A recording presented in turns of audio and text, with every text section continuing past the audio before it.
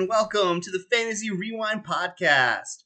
I'm your co-host, Dylan Stoll, and I'm joined as always by my friend, Michael Whifford. Hey! We are back after a month hiatus or so with some technical difficulties that nobody wants to really hear about or talk about.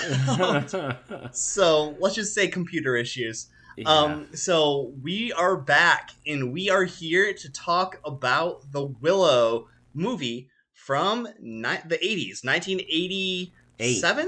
1988 was when it was officially released in theaters. All right, and so this is the movie that was conceived by Steven Spielberg, who was like the founder of Willow, pretty much. Ron Howard was the director, and then Bob Dolman adapted the screenplay that George Lucas wrote and turned it into the script that we got for the movie here. Yeah. It was a movie that... Just a quick little recap on that. You did say Steven Spielberg, so Steve Spielberg had nothing to do with this, but yes, George Lucas wrote the story, it was adapted by Bob Dolman. Just to give a little bit more information on each of those people, the director, obviously, like you said, was Ron Howard, and he's best known for like A Beautiful Mind, Apollo 13, and Parenthood, which came out after this. James Horner, who did the music, also did the music for Titanic, and the screenplay, Bob Dolman, he's the music person, Titanic and Avatar. And Bob Dolman is also, he's the writer on the Willow TV show, which we'll be covering after this episode. Right, so George Lucas, not Steven Spielberg. You can tell we're rusty. So this is also a movie, though, that was starring Warwick Davis as Willow, Val Kilmer as Mad Mardigan, Joanne Whalley as Saoirse, and then Jean Marsh as Bavmorda, the big bad of the movie.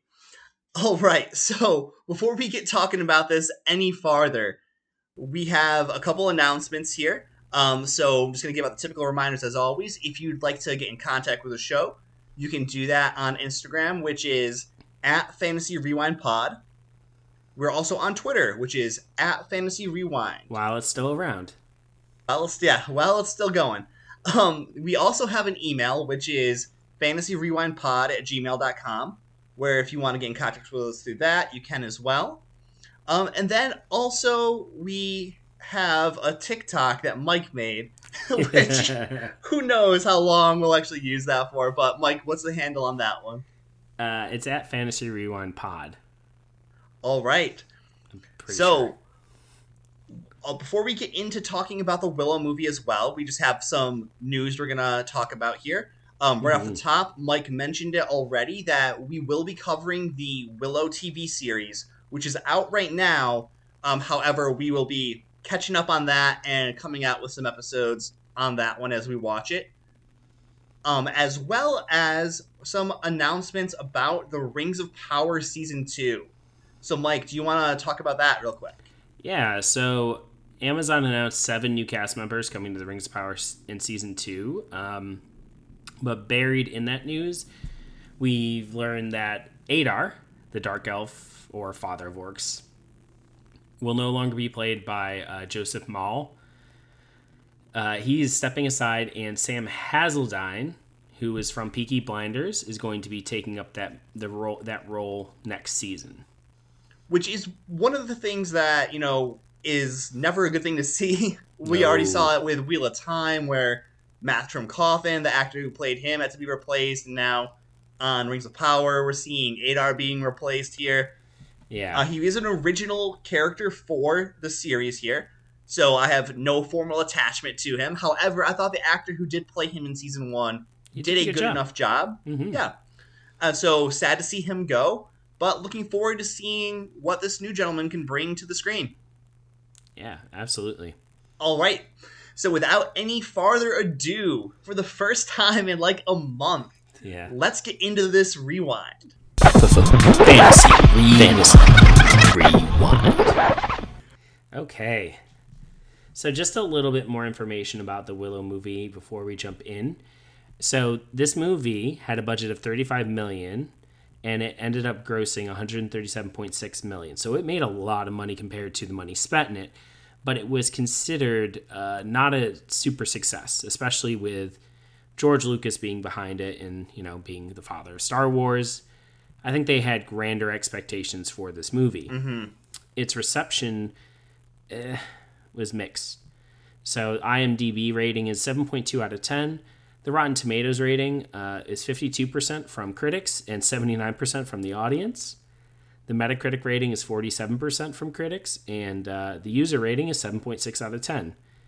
So you see a pretty stark difference here. Critics did not find it they didn't have a great reception, didn't give it a good reception, whereas audiences seemed to overall enjoy it.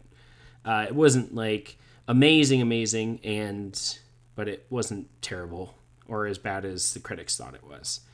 And it's always been one of those movies, though, too, that's had like a little bit of a cult following, where the people that like fantasy tend to enjoy Willow. Willow's a good movie. Mm-hmm. I would say that too. Like when I was just about to say, like I always felt like it was a good movie. It's not something I'm like, oh my gosh, gotta watch Willow every year. Right. But I had watched it once previously, enjoyed it. And then with this rewatch, I left like, hey, had a good time. No, same with me. I've watched Willow once or twice before. Have always thought, that was a solid fantasy movie. I enjoyed that enough. And then on the rewatch I did for the podcast here, I actually left laughing at some of the 80s cheesiness, of course. But overall, being pretty impressed with the movie and enjoying it. Yeah, my wife laughed at some of the scenes as well. She watched some of it and she found some of it very, very funny. In other parts, she just scratched, kind of was like, "What's going on?" Especially with the brownies. But the brownies are insane. Yes, they are. And looking back at this movie and the visual effects that was used in this movie, and thinking about when it was released, which was 1988. At the time, this probably was pretty heavy stuff. It has not aged incredibly well, but it didn't. Not really. It didn't look like hot garbage by any means. It was nothing close to the animated Lord of the Rings movie we had covered earlier in the year. Thank God for that. Oh yeah, definitely. Why don't we go ahead and we'll start here with the story and just kind of go through this, kind of give a broad swath of the story and kind of talk about our overall impressions with that.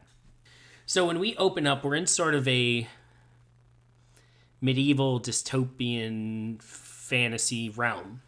And you have Queen Bevmarda, who is Sorsha's mother, who is this evil empress or evil queen. And she's also a witch. And she has this reign of terror over the countryside. A prophecy was made that a child would come, a girl would come, bearing this mark, and this child would be her downfall. So, what does Queen Bevmarda do? But she imprisons all the mothers in her kingdom that are pregnant, and she's forcing them to show, give birth in her dungeons, basically, and then show her the baby so she can find the baby before, it's released into the world. Needless to say, obviously, even though she had apparently every woman in her realm, the baby got out through the midwife, who was then hunted down by these wolves, which were really just dogs in a costume. It looked like. The term that's used for them is the Nakmar hounds. Yeah, okay. I mean, yeah. But yeah, wolf dogs in costumes. I'm hopeful we'll get to see them again with maybe a little bit more of a some more CGI behind them, if you will. Yeah. Yeah. A little bit of a glow up, because they were interesting. I will say this about Willow overall. We didn't really get a lot of fantastical element, creatures outside of the brownies and the dogs and maybe the witches. We got some ogres or trolls, and then we also got the beast that the one troll was turned into. Oh my gosh, yeah, I completely forgot about that entire scene. Wait until we get there. Okay. Anyway, So Bavmarda is, given this prophecy, and obviously when the girl escapes, she's upset and she wants hunted down and found. She's sending her daughter after the baby, and she's given another prophecy from one of her lackeys, and he says that her daughter will betray her, and Sorsha doesn't believe him, and says that she'd find it more likely that he betrayed her than her daughter. And I thought that was interesting. It was kind of a cool little line or nod. I was like, yeah, you go. Maybe he's the one. Having some faith in your daughter. Yeah, like you're all about the family thing. But yeah, what were your thoughts about Queen Bavmarda and sort of this beginning part of this story, Dylan? So my overarching thoughts on this part of the story here with Bavmarda and the prophecy and everything like that is that it really suffered from a lack of being fleshed out. I felt like, wait, so why is this baby going to be Bavmarda's downfall? Like, what is it? Is it one of those things where, like, by hearing the prophecy that the baby's going to be her downfall, the baby's going to be her downfall based on how Bavmarda reacts to it? Is it going to be one of those things like, oh, this baby's going to come and have, like, some mystical power that, like, will cleanse all the evil out of the world? Or like, is it a chosen one prophecy? Yeah. And it seems to me to be kind of like a mixture of the first and last I talked about there. Where, like, because Bavmarda did these things, the prophecy ends up coming true. But also, the child who is alone, Eliza Doran, something like that. Mm-hmm. Do you know the name of the baby there, Mike? No, I don't. I didn't write that down. So, the child. So we'll just say the child. Yeah, the child in the prophecy. Alora Doran. Okay. Yep. So Alora Doran, the child there, kind of also is like that chosen one who's going to be like the person who brings back a golden age or something. And so by not having it be super clear about what the prophecy actually entailed, as well as just kind of like why we're supposed to be invested in this, I felt a little bit of a suspension of belief having to happen in order to be engaged with the movie.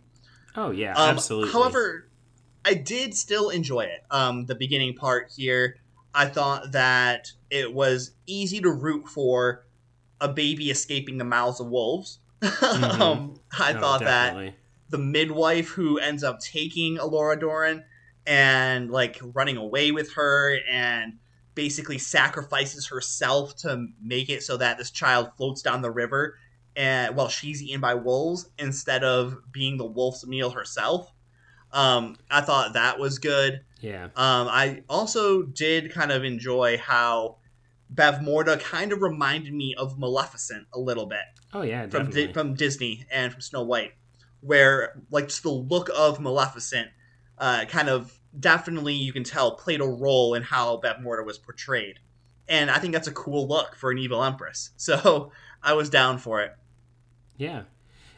You saying that does kind of give this sort of like Sleeping Beauty vibes in some sense, you know.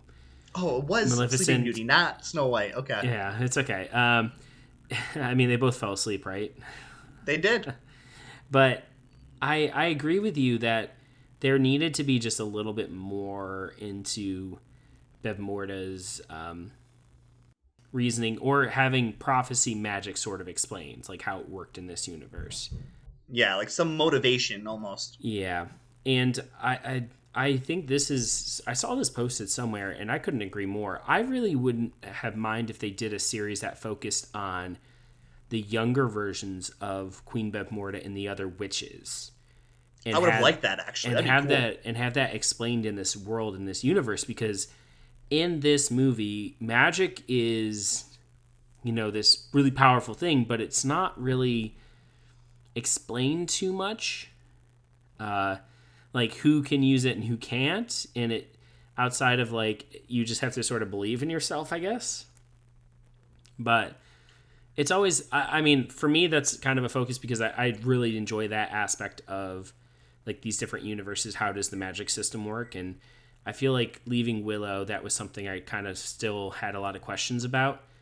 But yeah, so I think that is something like that with there being no source material outside of George Lucas's own mind, Yeah. like that's something that is evident about how the world's not fully fleshed out because there hasn't been a 1,000-page book written about that's this very world. true. It's all kind of made up on the go. Kind of they're flying by the seat of their pants almost. I'm sure that George Lucas wrote some notes and everything, but I don't know like how well he fully fleshed out the world himself in his own Yeah. mind before coming to like promote this movie. I wonder if they ever had plans to do more movies. Maybe they were like expecting this to really dominate and then they'd make like a trilogy. Maybe, especially with the success of Star Wars in the 80s, like, yeah. Yeah. Who knows? But anywho, we'll just pick up from there. So we have the daughter of prophecy, and she floats down the river. And where does she end up but at Warwick Davis or Willow Ufgood's farm? His children are playing over by the river, see this baby floating down, call for their dad, who is Willow, and he's, trying to plow the field and whatnot. And basically he wants to turn the baby away, send it back down the river because it's not going to be anything but bad luck or ill omens for his family. And eventually we have him taking the baby in, finding out that, when the wolves chase it down and attack the village where he lives, that he needs to go on a quest to return this baby to mankind and a specific kingdom where she'll be safe. And yeah, it sort of sets out this grand quest. And I'm skipping a lot just for, sake of kind of getting through the story rather quickly. Yeah, for the sake of brevity. Yes, but I do want to just take a moment to just talk about like Willow's community and how I really hope we get more of them in the Willow show, because the Nelwyn, yes, because they were probably one of the best parts of the movie, really. Yeah, they were a highlight. And very much building off of Hobbit vibes. And not just because of stature or anything, but very much because it's like a farming community. Everyone seems to be very peaceful. And outside of... They actually have warriors, which is different than hobbits. They do. Yeah. But, everyone is very peaceful, very happy. It's very rural. And it's a really interesting and cool community and group of people. Yeah, no, I was really enjoying the Nelwyn. Like you said, I felt like they were... one of the better parts of the movie here, and one of the more fleshed out parts of the movie as well. Because like you see that Willow is a farmer, but he's more than that. He's an aspiring sorcerer who wants to do magic. And like there's a contest, I guess, like every year or something to see if their sorcerer will take on a new apprentice. And Willow wants to do it. He wants to become a sorcerer. And he's turned away basically because he doesn't trust his gut enough to believe in himself to give the answer that he wanted to give, which would have been the right answer. Instead, he goes with another guess that, is the incorrect answer to this question that the sorcerer of the town asks to like see if he'll take in an apprentice or not. Yeah. And this is where my comment about magic just being from the heart, because that was the right answer. Like, you have to believe kind of in yourself in order to do magic. And Willow doesn't ever really do magic in this movie, does he? He does not. No. Well, he does. He does. At the very end. He just doesn't. He never does the magic he intends to do. Yes. Except for twice. Mm-hmm. Interesting. Yeah. So, but he ends up becoming a great wizard apparently, and that seems to be the premise of the show, at least, or. He's going to be called. We know that he does some kind of wizard. Yeah, we know that he does end up becoming a wizard, and we know that that's the premise for the show coming up. But we don't know like how or anything like that. And I'm sure that there will be some backstory in the show here as well. But just one more thing I wanted to mention about Willow in his town there was how he was kind of ostracized. He was picked on by other Nelwyn because of his belief of wanting to be a sorcerer. Because he, like, just was the town outsider. And that made him, like, a prime candidate to go on this magical quest, or this grand quest, to go out there and do the right thing, to try and prevent his family from being viewed in a bad light. because they were the cause of the problem since they had Alora Doran. And then, you know, the rest of the Nelwyn community would have been like, oh, you're the reason we're getting chased down by wolves. But yeah, all in all, like, definitely lots of strong Hobbit vibes with some extra warriors going on in there too, since there were some Nelwyn warriors that took down a wolf. Yeah. Yeah. And so that was pretty cool to see that.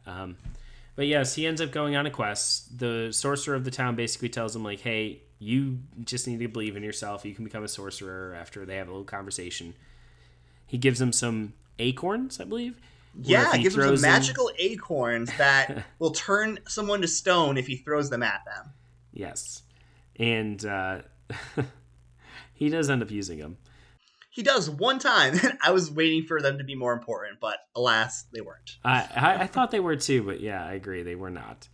Anyway, him and his folk that are going with him to see him to the human community are on their way.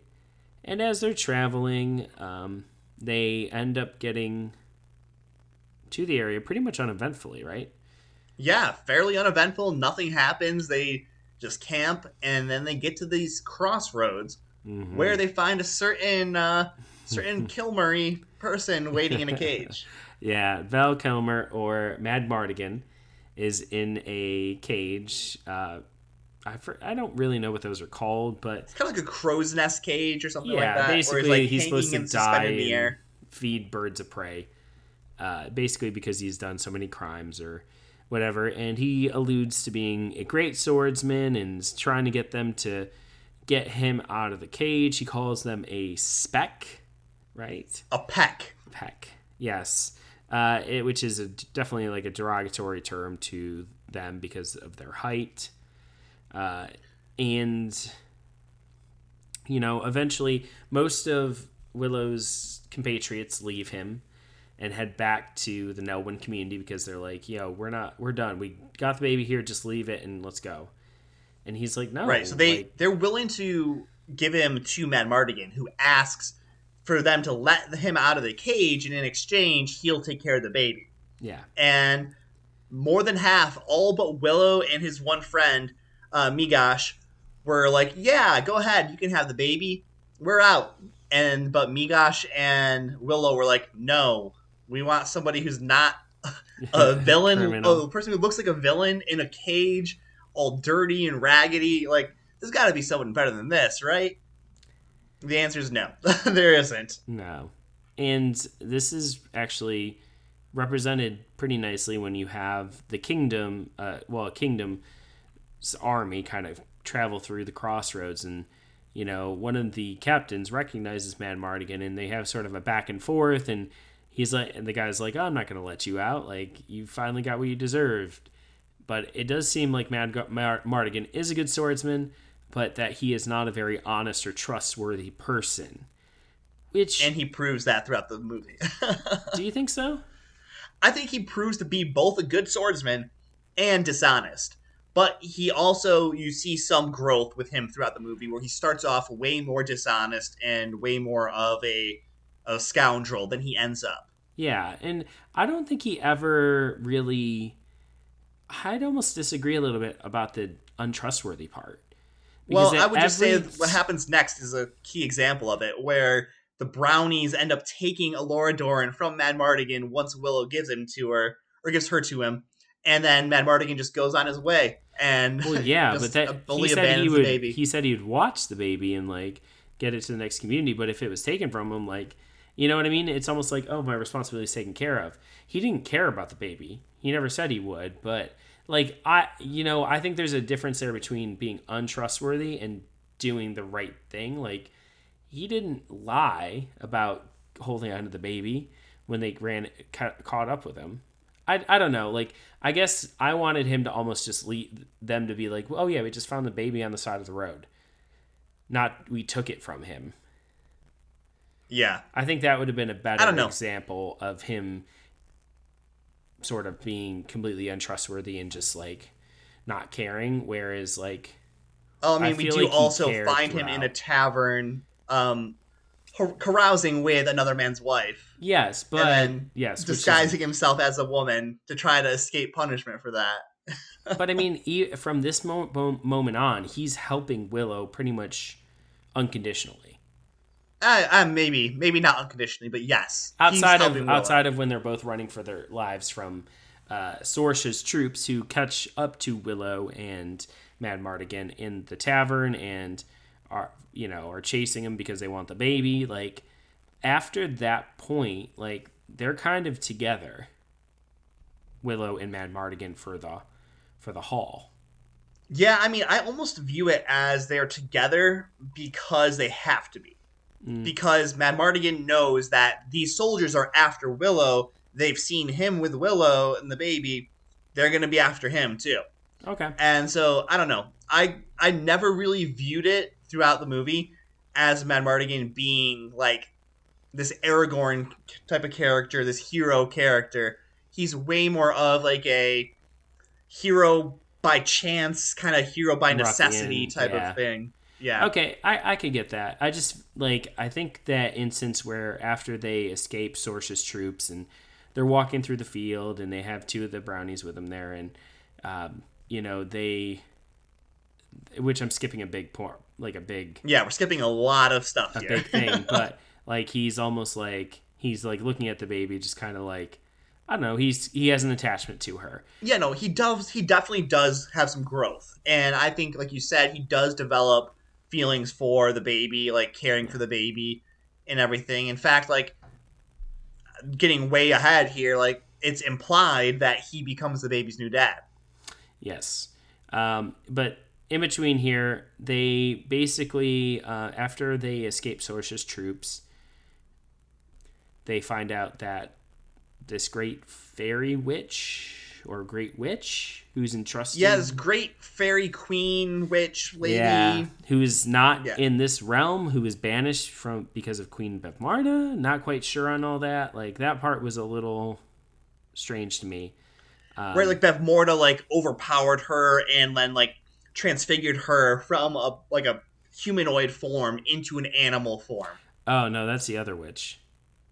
This is the one where because the brownies capture Willow, right? And this might have even been before. Yeah, so it was Queen Shalindra. Queen Shalindria. Yes, and she's the fairy queen sorceress who like gives Willow her wand and like all this other stuff. But yeah, I have no idea like why she's like not present, but she's in like a different realm. You are right. Yeah, I don't remember. And I didn't take notes on that, like a silly fool.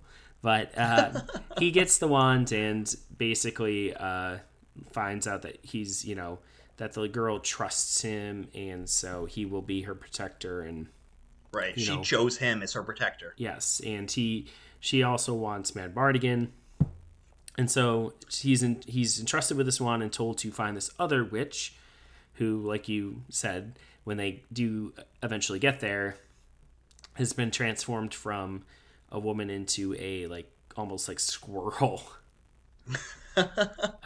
Into some kind of animal. Yes, and apparently she was transformed by Queen Bevmarda. It's very eerie, like when because she's out on this island, and so he rows out to this island, and there's just skulls all over this island. You're like, what are we getting into? And then all of a sudden, this little creature. I, for some reason, was just like, oh yeah, he's going to change her back, and then it's going to be this awful like monster he changed back into. It wasn't actually like the good witch; it was an evil witch who, for some reason I had worse than Bevmarda. Yeah, or not worse than Bevmarda, but basically like just another evil witch, and he was going to have to end up taking her out too. And I think I was misremembering, obviously, but it's interesting because as we go through the movie, I feel like I kept getting more and more evidence that she was not a good person. And let me explain why. And as I'm doing this, please we'll kind of go through the story too. So 2 birds with 1 stone. So obviously when we get to this island, there's all these skulls, and obviously she did this, right? She had done that at some point. It's not like... Did she? Oh, who else would have done that? I don't know. Maybe she was just put there for punishment with all the Maybe skulls. she was. Maybe she was. I don't know, but I always kind of assumed that. So that was sort of a leery start. Then, as they leave the island and they're going, and she wants Willow to change her back. They end up getting captured by Sorsha because Mad Mardigan had left the party. He felt like he had done what he needed to do, and he started to leave. Sorsha captured Mad Mardigan, and he led them to Willow and the baby, and so they were all captured. And then, Willow's trying to change the witch back into her human form. It's not going so well. He ends up changing her from the little squirrel thing into a bird, into a couple different things. But it was always like very kind of a creepy transformation. And so it sort of was hinting at almost like this weird thing underneath. And then we keep going on here. And as Sorsha and all of them are traveling together, Val Kilmer ends up getting fairy dust thrown on him from one of the brownies, which makes him fall in love with Sorsha. And as they're escaping the camp, because the brownies help, Mad Mardigan pretty much almost gets him captured again because he, kisses Sorsha. And because he kisses Sorsha, though, he ends up changing her mind. It was kind of cheesy, but, it is what it is. Definitely cheesy. Definitely cheesy. But they escape this camp by sledding, I want to say. And basically sledding.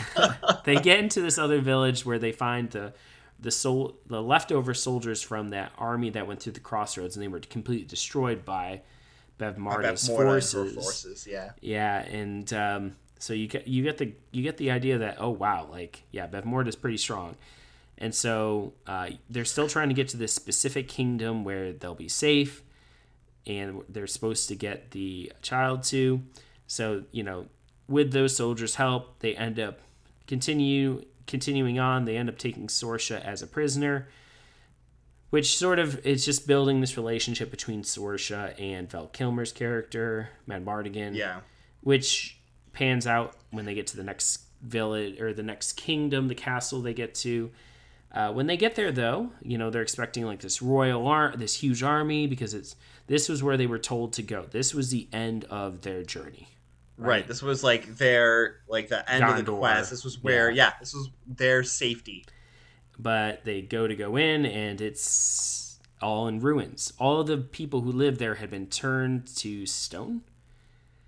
And trolls were there. And the trolls did make me think of the Lord of the Rings cartoon a little bit, like the orcs. But anyway, the witch tells Willow to, hit him with a spell. And he does, and he transforms them into these monstrous things, these monsters, and almost like a Hydra type of evil beast. And so you have to think about this too, Dylan. Like as I was saying, you've sort of been getting these weird vibes from the witch. She just wants him to change her back. She hasn't been selflessly helpful. She's been very much, focused on herself. Very I'd almost want to say kind of selfish, and maybe this is just again me because I had this idea in my head and I was going with it. And then she tells him to fire off this spell, and when he does, she doesn't oh no, that was the wrong spell. This seemed to be the intended spell, and then it creates this monstrous thing. It's almost wow, she's telling him to use dark magic, and because he's using it, all these bad things are happening. Right, because then the Hydra creature he ends up creating out of the troll ends up attacking the trolls, the army, him, everybody. Yeah, and it takes the army and them to bring it down, but they do end up getting almost captured. Sorsha ends up fighting with Val Kilmer, halfway through, and she's basically defected, and the general of Queen Bev Marta's army does get the child. Take Alora Dannon. Yeah. And brings her back to Queen Bev Marta. And so they meet up with the remaining troops there, and they're all we have to go and stop Queen Bev Marta from sacrificing the child, otherwise all is lost. So, they go up to the castle of Queen Bev Marta, they make a camp, they're we're going to attack you. You guys can surrender. Queen Bavmarda's up there laughing, and she turns all the soldiers into pigs. And so, real quick, Mike, yes. this right here was one of the examples of Willow doing successful magic. Well, he also successfully turned the troll, which you reminded me of. Well, that's true as well, yes. So Not this is another example where he's told by Rizal, the sorceress who is trapped in the animal form, the evil sorceress, to do this spell, and it will prevent him and the people like in his immediate vicinity of being turned into pigs by Bavmorda. So he's going on, he's doing his chant, he's doing it, and lo and behold, it works. So Willow is able to do some successful magic. Yep. And what does she have him do after he does that? Oh, change me back. And so change me back. He does change her back, and we get our first glimpse at her, and she does look like the witch from Snow White. Well, to her credit, she does say, I was young and beautiful. What happened to me? Yeah. Oh, it's been like 80 years or 50 years. Yeah, it's been like a ridiculous amount of time. Yeah. And that's why, like, too, I said at the beginning, I really would like a sort of a witch's show prequel show. Yeah, or like Queen Bavmarda's rise, right?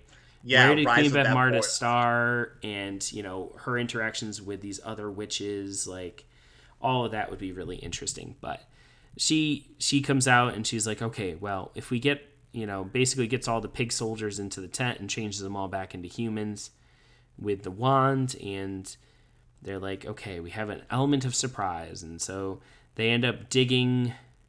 Right? Oh no, they end up digging small holes and all hiding in these holes. Willow and the witch go up to the gate and they're like, hey, like, you know, we're going to still take you on. And they just laugh at him and send out a few soldiers to kill him. But the minute that drawbridge is down, all the soldiers who they thought were pigs are now turned into people, and they charge into the castle. And yes, starts the final battle because Queen Bavmarda is in the process of... Yeah, she's in the process of banishing Elora Danan out of this realm and into another one where she will be gone forever. Yeah, instead of just killing her, like, she was just having... Like, that didn't make any sense to me.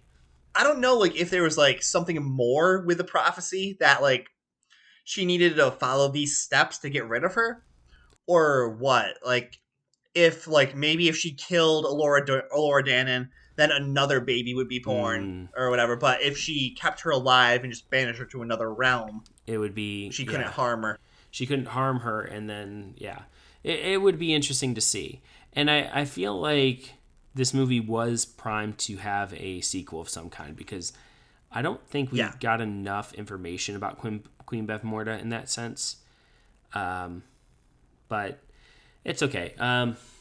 Anyway, so we have them up there doing the ceremony, and Sorsha and Willow and Rizal go up, and basically Willow is too scared to go in, so Rizal and Sorsha go in. Sorsha takes care of Queen Bavmarda's lackeys, and then she gets knocked against the wall by her mom, and then Giselle and Queen Bavmarda just end up having a duel. And it's interesting because they both just are aging, like, right in front of your eyes and becoming uglier almost. And that sort of also, Dylan, made me think about, like, maybe Giselle is, like, evil and, like, just sort of like the lesser of two evils almost. But dang, yeah, that's kind of where my thought process was going with that. But I guess it didn't end up holding true. But if, as I said, it would really make me interested to see a prequel series with them. Yeah, I 100% agree. I think that'd be a very entertaining series. But yeah, you have Bavmorda and Rizal fighting it off and everything, and Rizal's not able to fully take on Bavmorda. No, she doesn't have the wand. Oh, she did. She did. She did? Yeah, she did have the wand. But even with the wand, she wasn't able to. And then it ends up being Willow, who comes in and uses his not real magic trick. Hold on. He uses the acorn first. Yes. And so he throws the acorn in it. The Queen Bavmorda is like, oh, what's this? Boom. Hits her. And then she slowly starts turning a stone. And I'm like, oh, snap. You know, it's going to actually come into play. And then she's like, oh, fix, boom, done. And then Willow actually gets Bavmorda by doing sleight of hand, which he's really good at. And like, because he can do like fake magic tricks, which he did back in his village for laughs and everything. But he gets her with sleight of hand, making her think that he got rid of Alora Dannon, and then Bavmorda's like, "Where'd she go?" And then Willow ends up tricking Bavmorda into banishing herself to this other dimension she was trying to send Alora Dannon into. And then, she's bye bye. And then we have a celebration afterwards where everyone is all happy. We see the forced coupling of Sorsha and Mad Mardigan. Yeah.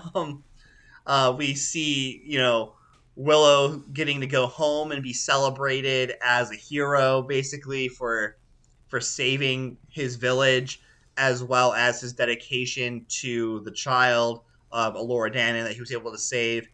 But one thing I wanted to talk about here before we talk about like the rest of the ending and major takeaways and stuff like that was how would the Nelwyn community really react to the downfall of Bavmorda? Like, do you feel like they were like intimidated by her when she was in power? What are your thoughts on that? So this is a good question because I don't think this was ever really explained. Like Bavmorda is supposed to be this evil queen, and this prophecy is laid against her, right? But she Right. wasn't checking the children of all these other communities, No, all these other no. kingdoms. So what would have happened if it was born in another kingdom? But that didn't seem to be kind of a worry. It seemed like she was almost just like, I'm the evil queen, and people were coming to her to fight her almost. Yeah, it didn't seem like she was interested in taking over places. It was more like, oh, people are coming to me to try to overthrow me. I'm Yeah. just going to sit here, defend myself, and murder you all. Yeah. Or if, like that other kingdom, she went and turned everyone to stone, like, okay, you're going to be a threat? Fine. I'll just go over there and I'll just wipe you out. But, Right. Like the Nelwyn community, it's like, oh, they're no threat to me.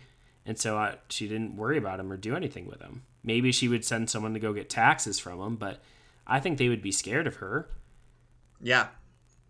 So another thing I was kind of curious about, like with Willow lore, kind of in general, and I know like there's no answer for us that we have or anything, because there's no book for us to have read. But how is Alora Dannon supposed to be a princess?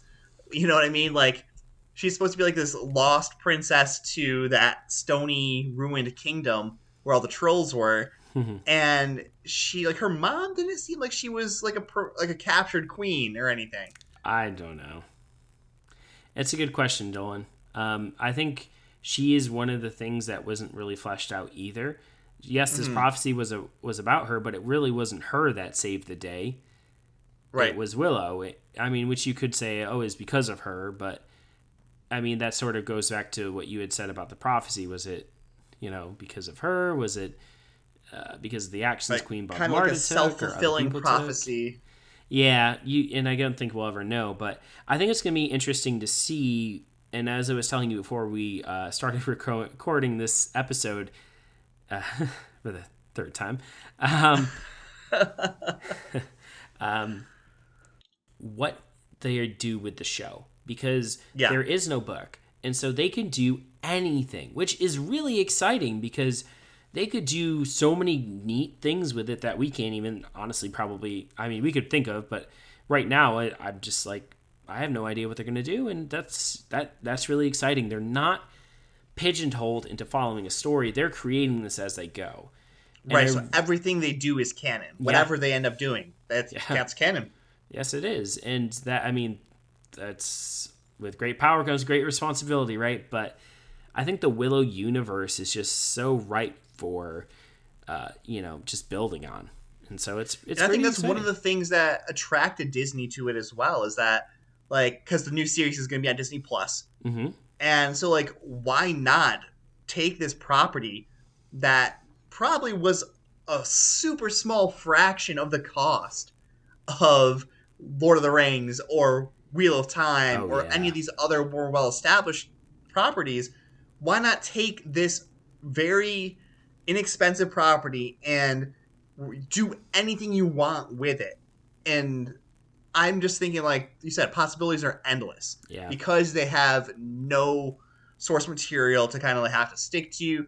They can do anything they want to. Mm-hmm. I'm wondering like if we'll see like a return of Bavmorda type of situation. That was something it would, if since we're kind of talking about the future, that was something I was thinking would happen. Like that would be a big motivation. Is like Bavmorda was sent to another realm, but now she's in this weird like limbo or ghost, or she's trying to resurrect herself or something else like that. And so now they're going on this journey to sort of make sure that doesn't happen. Yeah, I mean, all in all, I also think, again, I know nothing about this show coming out here, and I think that's exciting too. Oh, yeah. Just kind of blindly speculating here. But, like, seeing what Elora Danan looks like and acts like as a fully fleshed out character and being an adult character herself, I think that will be interesting too. If she's involved in the series, I have no idea. I'm assuming she is. Oh, I would almost put money on the fact that she is. Yeah.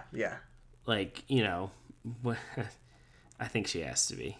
I think she has to be as well. I mean, like, why else do it? But yeah, so Mike, what are your overall thoughts on Willow here? Like, what were your big takeaways from the movie? What are some things you're hoping for the series? I know we kind of talked about that a little bit, but go for it. Sort of recap. Overall, the movie is good. Really not too many complaints. Visually, the effects and stuff, obviously those have dated themselves, and the brownies are a little problematic in some of the things they say. And I know we didn't talk too much about them, but they're almost like borrower-sized people, and they're there for comedy relief, but they are a little. They do provide that in some like they didn't age very well either. But overall, the movie's good. I enjoyed it. I like that George Lucas had this idea for this story, and he really wanted to see it through. And they used a lot of actors that honestly probably wouldn't be seen as main characters in a lot of other stories, franchises, movies, and they were given a shot here. And they Warwick Davis showed he can do a really good job, and I think that is underappreciated. I'm really excited for the future because this sets a really interesting world and interesting foundation, even though like the overall story isn't like anything mind-blowing in terms of like child of prophecy and all that. Like it's kind of been done, but the world is really interesting, and it's ripe for this series to sort of build on. And so I'm excited to experience more of the world of Willow. What about you, Dylan? Yeah, so I just want to echo what you said. Like, when would you see Warwick Davis being the main character of a show or a TV or movie or anything like that? I think it's fantastic. It's an opportunity for him to show his acting chops in a way that was completely like unique, because you don't see, even in like fantasy in general, like you don't see many Hobbit-like creatures being the main characters of your typical fantasy novels. And that's one of the things that made Lord of the Rings so unique. It's also one of the things that makes Willow very unique. I do find myself enjoying Willow, the movie. I think that it's far from perfect, very cheesy in some parts. The brownies are ridiculous. Yes, they are. But I do think, all in all, it is an entertaining fantasy movie to watch. And I think that when we're looking back at it, it's just one of those movies that, like you said, I'm never like, oh, I gotta watch this every year, trilogy time. No, it's like a one-off every now and then. Like, I'll watch Willow again. That was good. I haven't seen it in a while. And just go back to it. I do think it's a fun movie, definitely able to be enjoyed by the whole family. I think that it's just a fun fantasy romp. Very, very entertaining for what it is. And like you said, I'm entertained enough that I'm interested in finding out more about the world.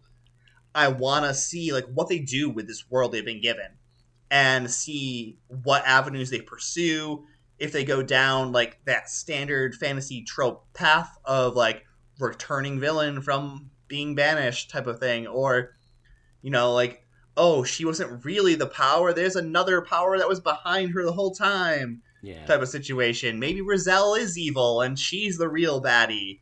But who knows? Yeah, I'm just excited to see what they do with the Willow TV series and going on from there. More Willow's not a bad thing. No. All right. Well, with all of that said, I think that we're going to wrap it up there. And this is going to be Two Nerds signing off. See ya. See ya.